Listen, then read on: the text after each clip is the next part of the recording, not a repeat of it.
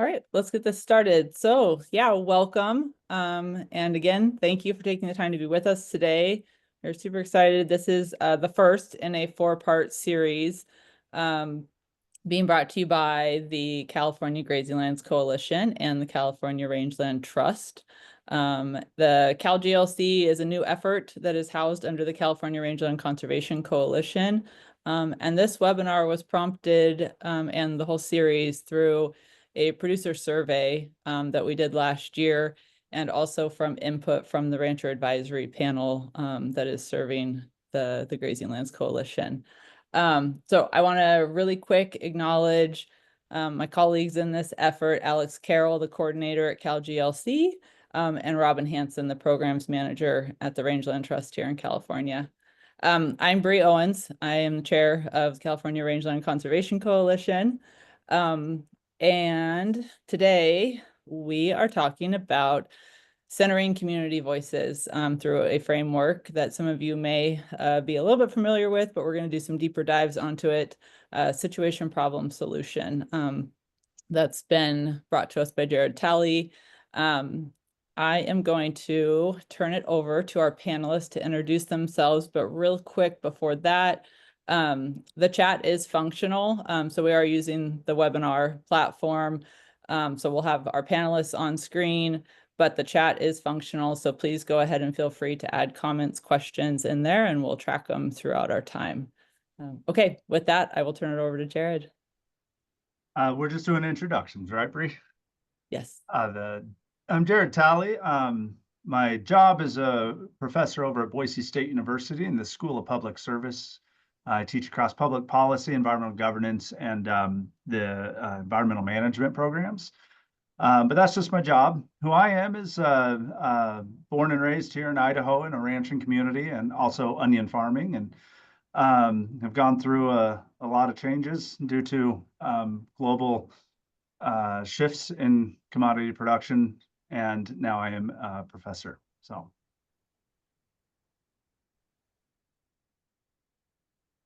Lauren, maybe? Yep. So my name is Lauren Sizemore. I'm from Northern California in Humboldt County. I am a 6th-generation rancher. We run about 300 head of cows. We're a cow-calf operation. We also have a heavy equipment and timber business as well. Currently, I also serve on our local school board for our really tiny rural school. I'm a part of our local Humboldt Del Norte Cattlemen's Association, and I'm also the current president of our Humboldt Youth Soccer League that serves about 900 soccer players every fall. And I'm also really involved with Executive Link through Ranching for Profit currently. And I also have 3 kids and husband. And I think that's about it.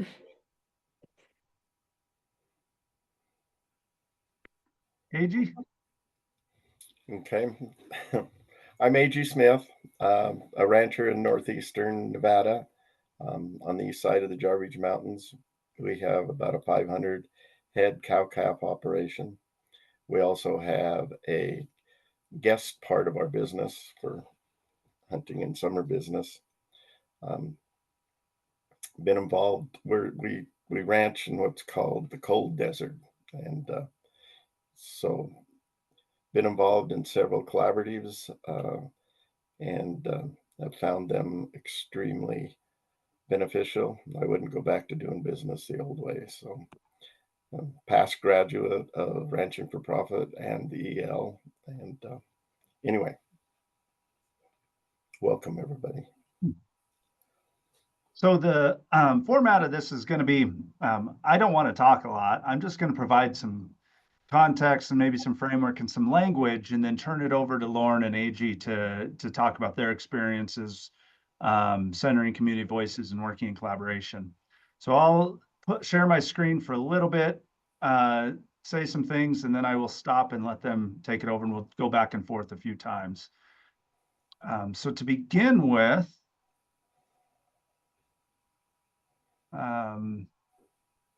just a little feedback. Everyone can see that, right? Lauren? Okay, awesome. We're going to start the first kind of piece of this with thinking about wicked problems. Wicked problems are surrounding us right now, and particularly anything that's kind of environmental in nature right now in our world tends to be cast as a wicked problem. And you hear that term all the time, but we want to be a little clear about what we're talking about, because there's how people face wicked problems changes how they show up in community. Wicked problems are at the top problems that have no definitive definition. Like, we can define it in many, many ways, and they're all of those ways are equally correct. But of course, as you define it differently, you're going to have different solutions that come out of it. And that's going to come up later in our conversation. Solutions to wicked problems are only better or worse. They're not true or false. It can only be a better solution or a worse solution, but there's no truthity or falsity in here. Solutions to wicked problems also change the problem itself. Every time you try to solve the problem, you're fundamentally shifting the landscape of what the problem is. So every attempt has its own consequences, and that's really important. There are consequences to putting solutions on the ground. The choices made to define a wicked problem determine the nature of the problem's resolution, and the decision maker has no right to be wrong. And that's something I'll bring up here in a second. Now, a lot of people try to take a wicked problem and make what I'm calling a righteous problem out of it. It's just the opposite of a wicked problem. And if we just look at the opposite of these, that a problem that has definitive definitions, right? Something that you can absolutely say, here is the problem. That's not wicked, that's righteous, but we try to make wicked into righteous. Solutions to these problems are true or false. They're measurable and verifiable. Oftentimes this is where science comes in, and this is not an attack on science by any means. We need to figure out how to use science to bring solutions to wicked problems. But we got to remember that they're only better or worse. We can't measure them in terms of true or false. Solutions to these problems are trial and error. Think about the incremental nature of solutions, so that no particular solution or no attempt to solve the problem has really any significance above others. They're all kind of just small little attempts to solve, and eventually we hope we'll get a solution.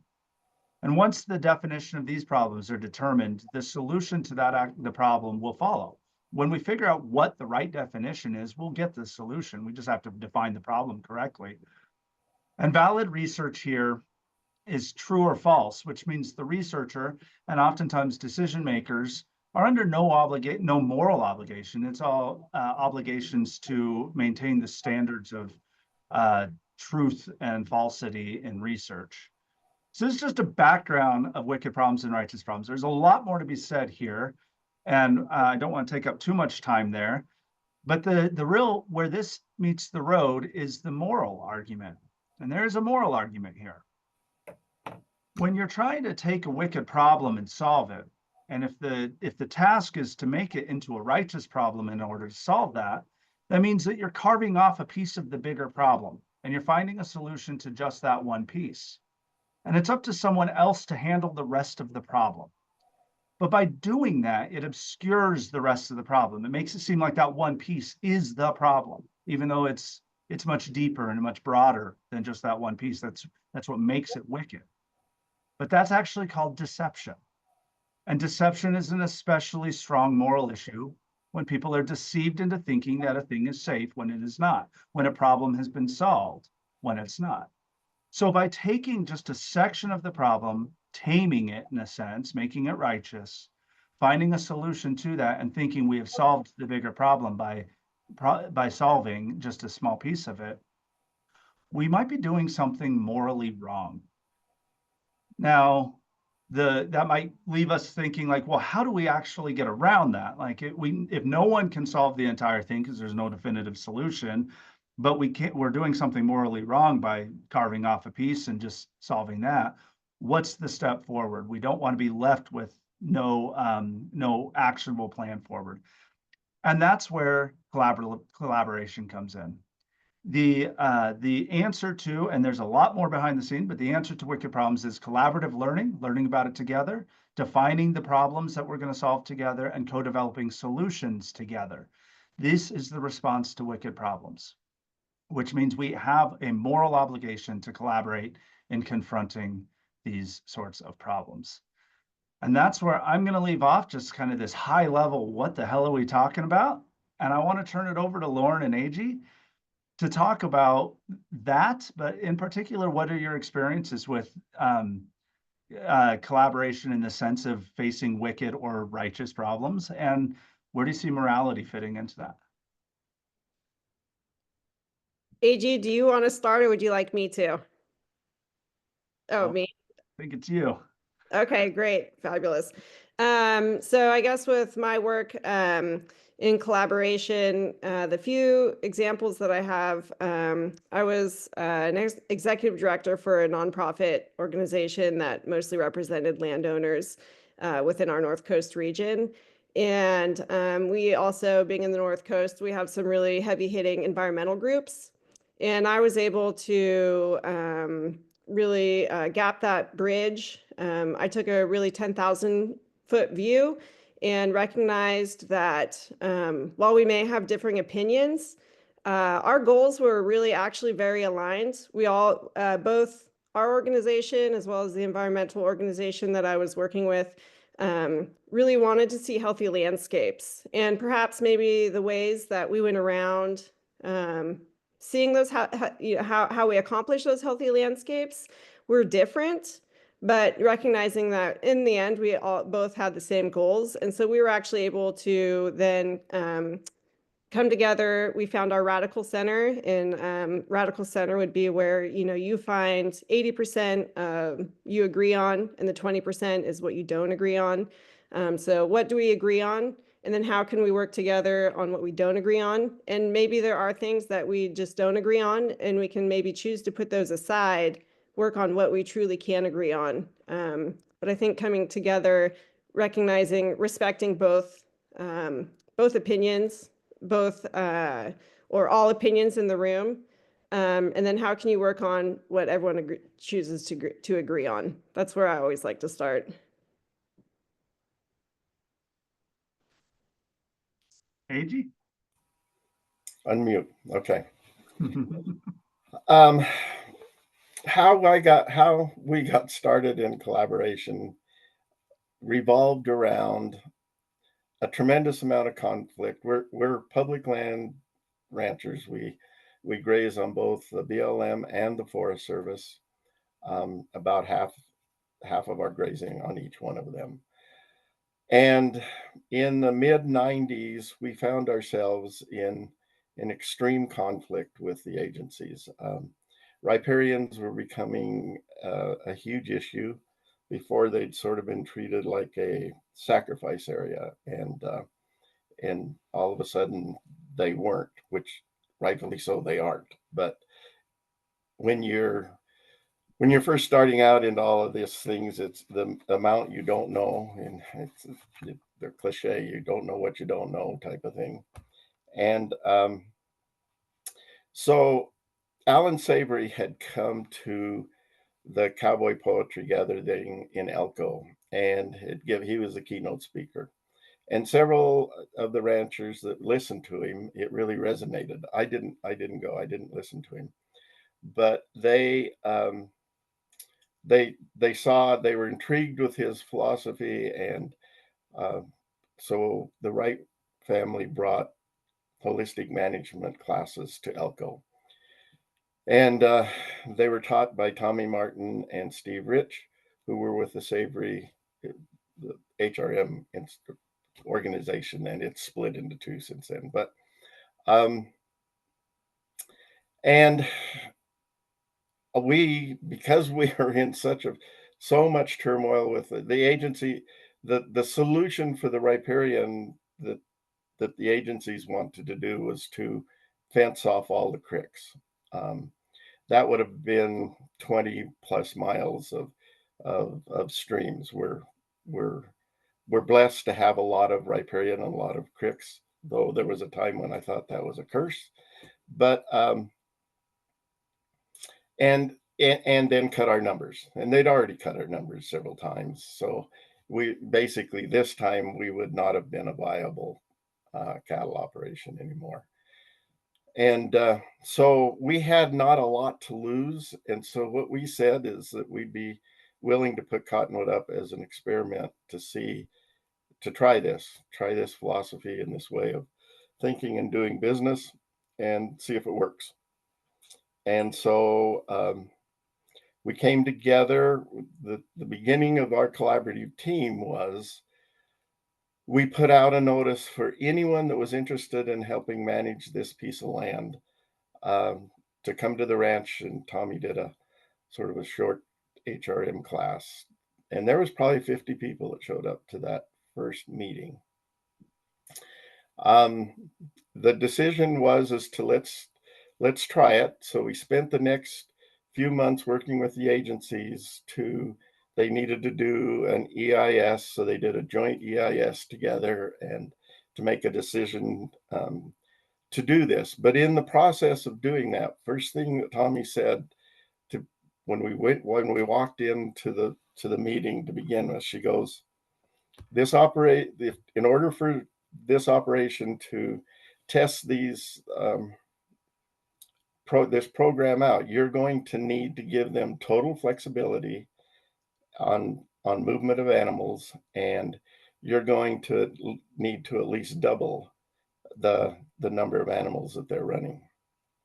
And by golly, the leadership in the agencies was such that after they did the EIS and stuff, they okayed it. We did a memorandum of understanding. We did a management plan, and in the plan, basically, we had flexibility to move when needed to be moved. It was at the cowboy's discretion when those cattle got moved, and we were dealing with a lot more numbers.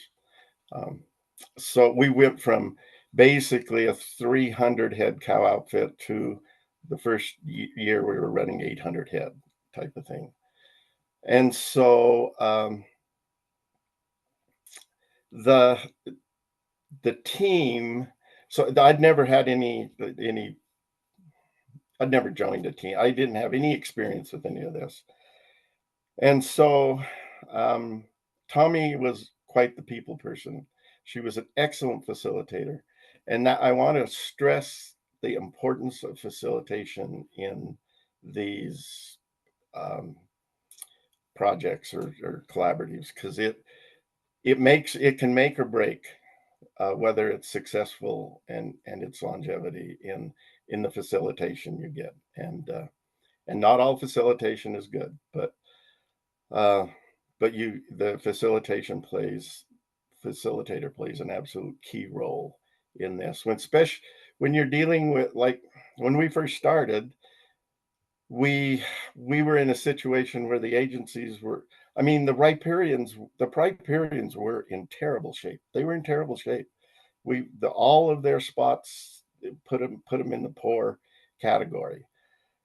And knowing that things weren't the way we'd like to see them, but not really knowing what to do, and that whole, again, not knowing what you don't know. And but the agencies were very concerned about the riparians, and so for them to okay this total flexibility and increasing the numbers, there was a lot of angst on the part of the agency people. So this team and the people involved in it became hugely important for going forward, and to and for everybody to be putting in their input. AG, I've got a question for you real quick. I'm hearing like the words angst, and you had never done it before, as you were going into this, the teamwork and all that stuff. And maybe this is for you, Lauren, as well, as to like, did you feel uncomfortable with those first inviting people out, having these conversations? And Lauren, have you ever had like any kind of discomfort in inviting people in and having these conversations or opening up in this way? Go ahead, Lauren.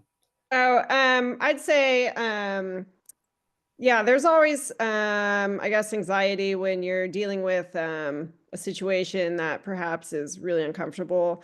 So it's important to, especially if you're inviting somebody out onto, your ranch or your property, that there's some level of trust that you have already, or, that there's a common goal you're working towards. So I think, I heard AG say that, they knew that they needed a solution for the riparian.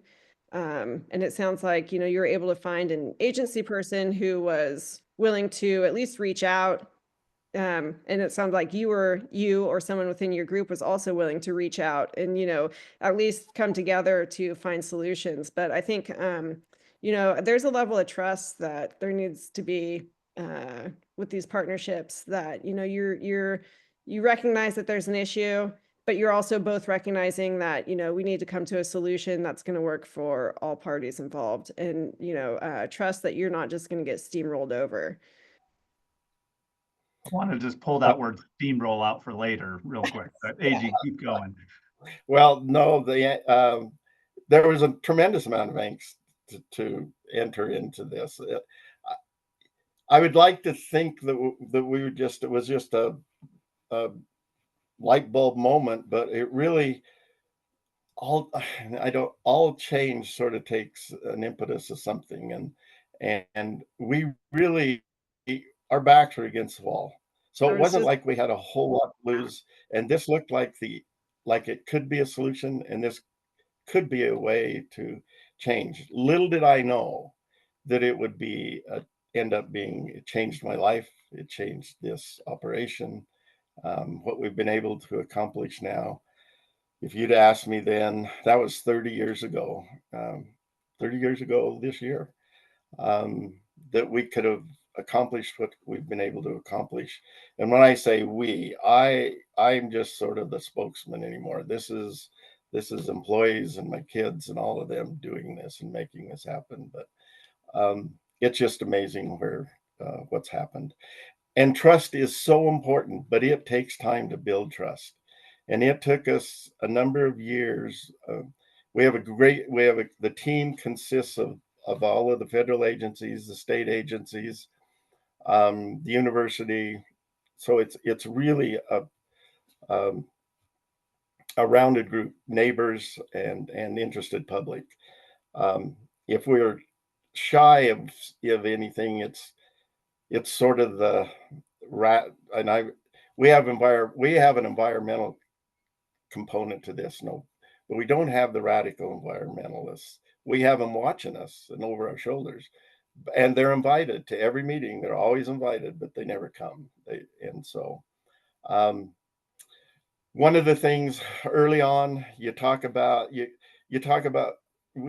what we wanted to see out here, and it's amazing once you go around the room. We agree on most things. We want the same thing, everybody.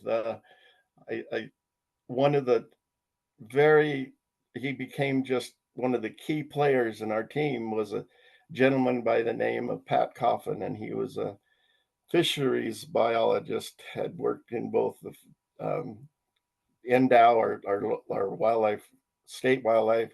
He worked for the National Wildlife and the BLM. And when we went around, one of the things he said is that I'm here to hopefully see something that works. He goes, in my entire career, which it then was significant, he said, I have never seen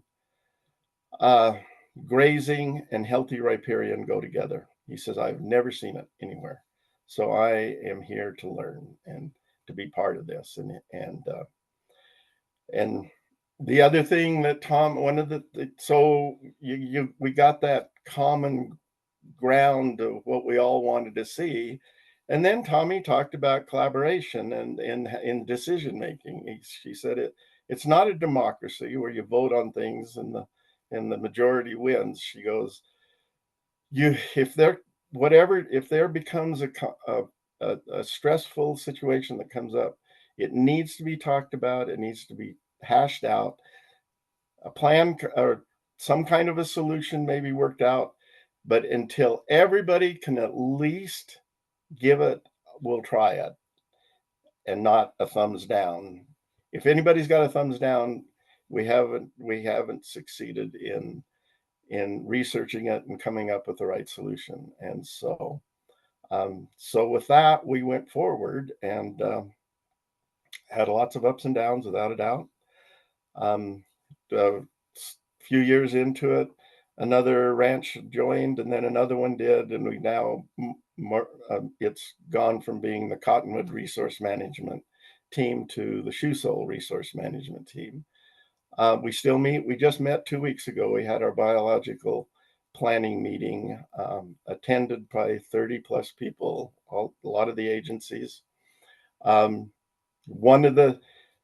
A couple other things that I'm just realizing in this process. One is that whenever you have somebody new, you need to bring them up to speed a little bit so that they know, because this is a different way of doing business and it's a different way of looking at things. And so they need to have a little bit of knowledge to come in. We have not been good at doing that. And the other thing is, we had a major player drop out of the collaborative team, and it has created a lot of conflict and angst that we're dealing with just recently. And it didn't dawn on me until not too long ago that, wow, they pulled out of everything, the whole process, and now the trust is broke down, and the new people that are in there, and we're starting back at square one with that agency, and it's really interesting to watch that happen, because through the we have built up a tremendous amount of trust with each other. We enjoy going to these meetings. We enjoy planning and that we're friends, and so it's really worthwhile, but it really takes a lot of work, and you need to be on top of it. You can't just run your laurels. That word complexity is maybe something that describes everything you're talking about. Very complex, but also, Lauren, like, you're dealing with other stuff, or you're working through other stuff. What are some of the complexities of your operation and the challenges that you're facing with your collaborative work? I'm going to lead us away from agriculture slightly, and back to my school board experience. So I was the president of our school board when COVID hit. As a community, we really had to decide how we wanted to proceed with school.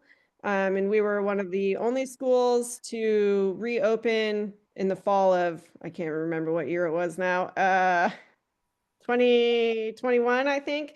Anyways, so we shut down that spring, and then as a community, we really came together, collaborated, had a lot of really hard discussions. I have a really great girlfriend who's still a really good friend, but she really strongly disagreed with what the rest of the community and the school board decided, which was to go back into school and back into session that fall. And I think that still having that mutual respect is really, really important. Being able to continue to have open paths of communication, even when you do disagree. And I will really emphasize that facilitator, and a really good facilitator or a really bad facilitator can really either take you in a really positive or a negative direction. But man, having a really good facilitator when you're having really hard conversations is really key to having success. I think really key to having successful hard conversations. Great. Is there anything else either of you would like to add, or maybe we'll just do just a few more minutes of the PowerPoint, and then what I'd like to do is end this with your, like, the last 20, 25 minutes of your conversation. Would that be? Yeah, go ahead. You too? Okay. We'll share the screen real quick. We're gonna do just a few more minutes of this, and then we'll be back to hearing the actual stories. AG, I wrote down something you had said just recently, interested publics, and it makes me think of this comic. Of course, you can read the comic, chicken and egg having a conversation. Let's open a restaurant. Chicken says, well, we should call it ham and eggs. And the pig says, I don't think so. I'd be committed. but you'd only be involved. Of course, the pig has given up a leg, the chicken's given up an egg, right? This sort of interested publics, involved publics is something we need to talk about. We can come back to this, but the difference between interested and committed is it makes all the difference in collaboration. But let's talk about who collaborates. Across all of the work I've done in collaborations and as well the research side, there's kind of three collaborators that stick out, three sorts of collaborators: the ideal, the social license, and Lauren, the steamroller. The ideal, and this comes from Laura Van Riper. Many of us know Laura Van Riper. I know Laura was a big part of the collaborative AG's been working with and talking about. Comes out of a paper that she wrote. And this is the ideal collaborator: a focus on cooperation, building and advancing relationships, communication that fosters extended dialogue as a way to engage, understand, and develop solutions, a consideration of issues from a holistic perspective, and a recognition that the social, economic, and ecological are all interconnected. It's an attempt to redistribute power, not just in the agencies, but distribute that throughout the collaborative and the community through the use of democratic processes, like AG said, not voting, but the discursive, the dialogue elements of this, a concern of equity and ethic of caring, and a focus on public education. Here you go, Lauren, with the school board, as well as participation in traditional science and broad acceptance of alternative ways of knowing. Now, that's a lot. And this is an ideal. And, very rarely do we ever meet the ideal. But there are people that many people enter collaborations thinking this way, like I'm aiming for the ideal. But not everyone. Some people enter as the social license. It's not bad, but it's like, this is where they want to, they need to be in the collaboration because maybe their organization tells them, hey, go, be a part of this, right? They're there not to actually be a part of the collaboration, affect these democratic holistic outcomes, but to kind of rubber stamp their organizational or social requirements. Maybe there's a grant that says you need to collaborate, and like, oh, I'm going to go collaborate, rubber stamp it, but they're not actually ideally collaborating. They're there to just kind of show up. They're maybe involved, but maybe not committed. They're the chickens, not the pigs in this case. They're required to participate, but they're not responsible for or accountable to the collaboration. It gives the appearance of collaborative credibility without the actual accountability of being a collaborative partner. That's the social license. And then last is the steamroller. Not as common as the social license, but some participate in collaborations not to share ownership of the problems or the solutions, but they're there to convince others of their own position that they came into it and guide any solutions towards their own prior ideological commitments. They won't commit to collaborative outcomes that don't perfectly align with their prior commitments, and even oftentimes will withdraw from the collaboration itself if the collaboration isn't aligning with their prior ideological commitments. AG might be able to say some more on that regarding the agency that has left the collaboration, and there might be something there.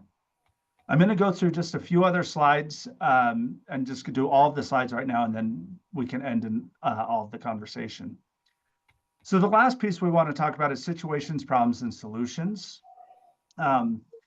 This idea that I like talking about flat tires here. And oftentimes I say, is a flat tire a problem to people? And they're like, well, yeah, a flat tire is a problem. But it's not actually a problem. A flat tire is just a situation. It's a fact about the world. It's a problem if you want to drive.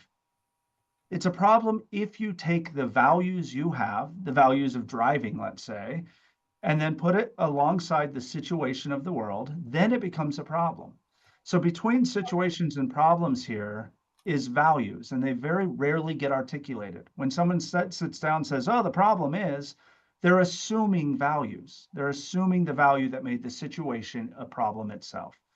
Once we know what the problem is, which means we know the situation and the values, then we can figure out solutions.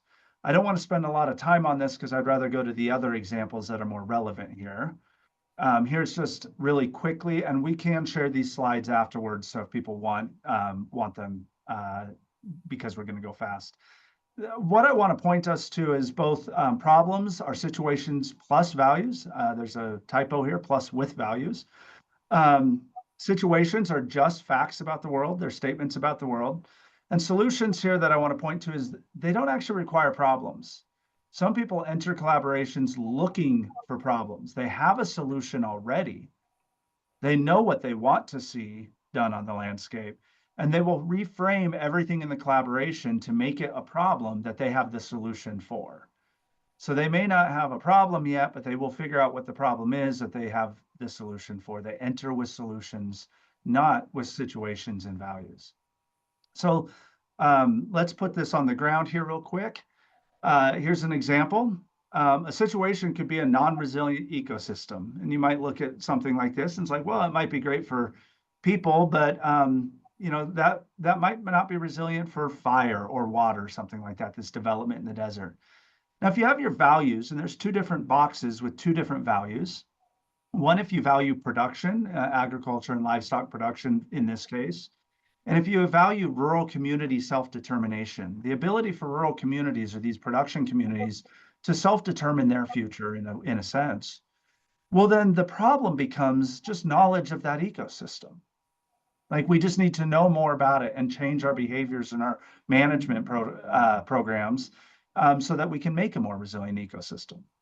But if your values are, and I quote wild because there's a lot of tension around that word, wild nature, like this kind of nature without humans, and external expertise, people with expertise on something coming in and saying, here's how we should do it. The problem might be seen just cows on the landscape. That might be the problem. Well, each of these problems, notice how the values change the same system, the same situation into two different problems, thus requiring two different solutions. One might be a new grazing strategy, one might be removing cattle, and those are in direct contradiction. So by talking about the values that make a situation to problem, we can figure out where we actually sit as a collaboration on this and hopefully come to co-developed problems and solutions. One more example here, land conversion. I'm realizing I forgot to change the photo on that last one. It was a really non-resilient ecosystem, but I used the same photo. It was horrible. Same values, but now two different problems, right? This land conversion that we see on the left as a situation might be a problem of the loss of the problem is the loss of agricultural communities. Right? If you value production, you value rural community self-determination, that's the problem, that we're losing the ag communities. But if you value wild nature and you value external expertise, the problem might be a loss of wildlife habitat. That's what the problem of land conversion is. But notice that, again, we can have two different solutions. Now, not altogether contradictory in this case. We might find a third set in here that we can conserve ag land and preserve wildlife habitat. But without having these particular conversations of what the problem is, we may land on two different ideals of what a solution may be. The last thing here is I've got all these other slides. I think I forgot to delete some. I think I'm going to end there actually, because I'd rather turn this back over to, and we can bring this back up if we need it, AG and Lauren to talk about how you define problems or how others in your collaboration have defined problems and how much work it takes to get to that center where you're co-defining problems and co-developing solutions. What does that work look like? Okay, so I'm going to back up for just a minute on the three people that usually come to the table. And so with the social licensing people, I think that they still do play a role in collaboration, because if they're just there to rubber stamp, perhaps they can bring in resources that you know, as a bunch of landowners or whatever group may not have. So they may have financial resources or just knowledge-based resources that actually could be very valuable to the group. So, you know, I'm always willing to include them and see what they can bring to the table, because they may bring a different, unique perspective or financial benefits too, which are always important. And then as far as the steamrollers go, I always wonder if there is a way to bypass. I always wonder, you know, I think there's two different types of steamrollers. You have individual steamrollers within an organization. So can you bypass that person? Can you reach out to a different person? Can you go above that person? And I've definitely done that where I've gone above somebody. or, is the organization itself the one steamrolling? So I think there's some that's important to differentiate when you're dealing with a steamroller. Is it the individual who doesn't want to work and doesn't want to collaborate, or is it the organization they're representing that doesn't want to work and doesn't want to collaborate? I think that's really important to define that. That's great. Yeah. And then you asked a question, and then I totally went sideways and went my own. No, that's great. I prefer that. And maybe let's start talking about that too, because AG, you've had 30 years of this collaboration, and you've seen people in and out. And you've seen people that have been there for 30 years or a large chunk of it. How, and I'm particularly thinking about a story you've told me about a yelling match that had happened when the facilitator pulled their hat off and said, "I am not talking to you as a facilitator right now." Can you talk to us about steamrolling and social license and the value and maybe disvalue of those? Wow. Okay, to begin with, social license. I actually think quite a few people come to begin with in that capacity. When we and where I see that is when we started and the trust was building and it was the same people, that it became what we were trying to become us, not us and them, all of us, us. If we have a problem, it's the agency's problem too. If they have a problem, it's our problem. And to share those experiences of why can't we get an EA done immediately, and having them really share the process and why that. I understand the process so much better. I had not a clue before we were doing this, but we truly tried with a good facilitator to share each other's experiences and learn sort of how to walk in each other's shoes in a way.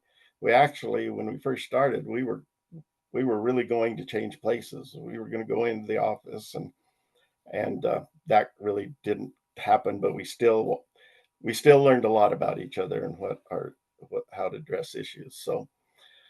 So everybody was very vested, all this early crew, in this experiment. It was an experiment. So you didn't know if you had a problem or not problem. The problem was the riparians are in terrible shape and we need to fix them. And so anything we were doing was new, experimental.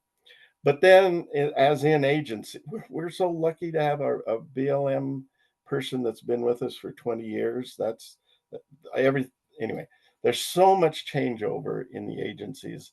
And every time there was a changeover and a new person came in, they were in that, what is the word? The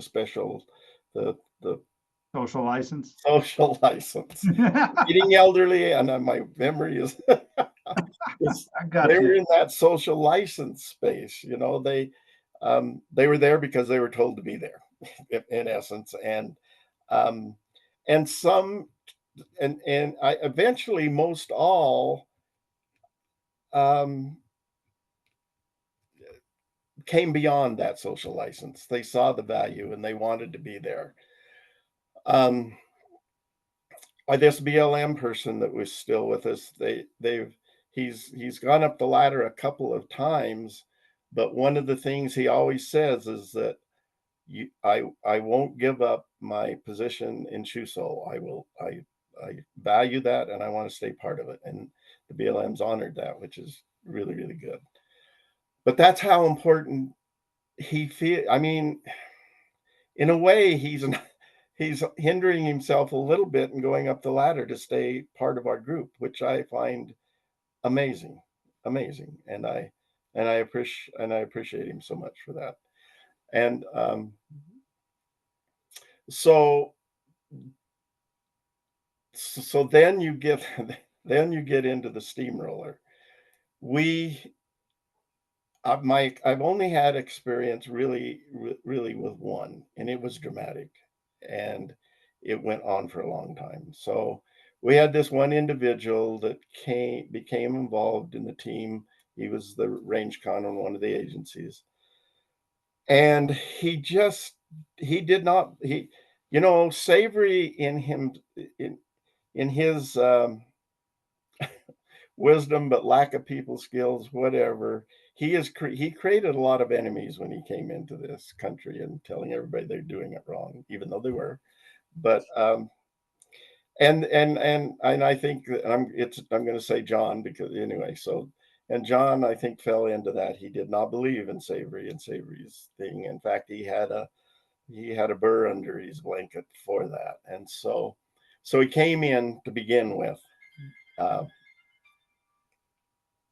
his backup, I guess. And then he had an ex-military. He was a retired military person, so he had that and that I'm an ex-military too. The veterans they're amazing, but some do have that personality of orders and follow my orders, and it's black and white. There's no in between, and he was definitely that type of a person. And he was the range con when we first, well, not when we first, but right not too long after we got going. And he would just argue about everything, that it just didn't, this wouldn't work, that wouldn't work, we're not going to back that up. And that's when the facilitator, and it wasn't Tommy, it was a different facilitator, but yeah, he got so frustrated in this individual, just block. It was like, and he did. He threw his hat off, and he said, "I am not a facilitator now." And they had quite a. I mean, it makes me think that, steamrollers, best case scenario, they leave the collaboration. Worst case scenario, well, they destroy everything on their way out, right? That's where I was going. So what became of this individual, because it wasn't just us that he was having trouble with all of his permittees. They actually took him off the front line, put him into mapping, and that solved our problem with our steamroller in our collaborative. And so I don't, well, okay, so it goes on. So then, 20 years later, probably 20 years later, the Forest Service is so short of people that they bring him back in on the front line to be the range con. Hadn't changed an iota, and he didn't agree with what we were doing or and he wouldn't even go out and really look at what was going on. But anyway, here and there. So he came back in as a steamroller, and he was successful in getting. He did retire and he's gone, but before he left, he was successful in getting the agency to pull out of the process. I truly, it's not just him, but he had a huge played a huge role in that. And now we're working really hard to repair that and get back to where we were. We certainly aren't there yet, but that's.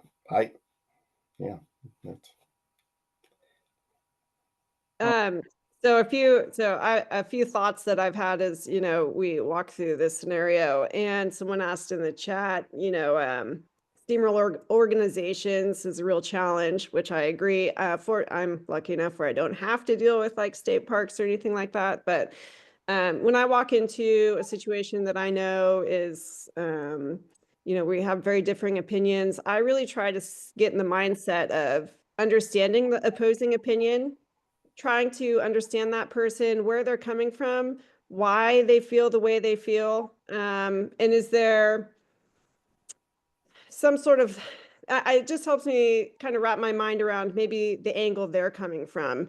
And then the other word that I really want to throw out there is vulnerability. I think by walking in and, saying to these people, or you know, whatever the conflicts may be, like, I'm really scared, I'm really worried, this is why. My family has been here for 6 generations, you know, this is how I feel about the land. I love the land, you know, I love what we're doing, but I'm really worried that, you know, it's going to be taken away from me. What can I do differently to help move us forward? What changes do we need to make? But also, like, these are also my limitations. But sometimes having some real vulnerability with these people will really help break down those walls. Because if you go in with your hackles up, their hackles are probably up as well. But, you know, just being really open. And I can't stress the word vulnerability enough, I think, sometimes too. Lauren, I think you're kind of predicting where I'm going, given that we've got only a few minutes left, and I want to try to wrap up around 1:57 because I think Bree has some kind of final thoughts here. I want to ask both of you about what advice you might give, but both ways. Advice to other producers that are maybe in non-ideal collaborations or want to enter into more collaborative efforts, but also advice for those other people that want to enter into those efforts with producers. Now, vulnerability, it sounds like, is a big piece of your advice, Lauren, but what other advice might you give to others that want to be successful in the ways that you guys have been successful? So I guess if I were like maybe an agency person or something going to a producer, um, you know, I would ask them, you know, as a producer, what I'd like to be asked is like, how can I help you? Like, how can I help your ecosystem become more resilient? How can we make your production better? You know, so basically like extending that hand. And then I guess, yeah, I don't know, I gave my advice in the last spiel I gave, but vulnerability and just really trying to see like what the other side is. And there may be times when you want to collaborate and you want to come together and, you know, the other side is just not willing to hear it. I think it's really important that you have partners that are willing to also open up and work in a collaborative space. And that may not always be the case. And in that case, then, you know, you got to back out and find different solutions, which may or may not be best. But I just, I would always go forward with the first step of being collaboration before you completely pull out. Or maybe finding different partners too. Yeah, Right? finding different partners is always important. Yeah, I mean, there are some times where, you know, the other people don't want to collaborate. In that case, you step out of that and step into a space that does want to collaborate and finding other organizations or groups that do collaborate.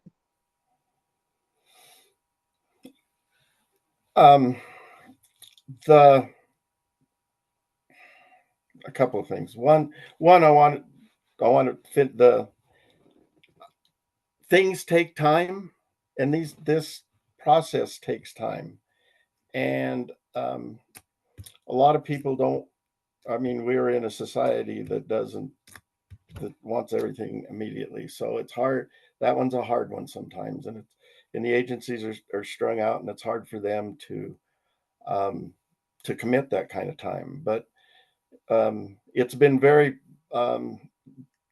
you can either commit the time to doing something like this, or you can commit the time to being in a courtroom and having to do all of that type of thing.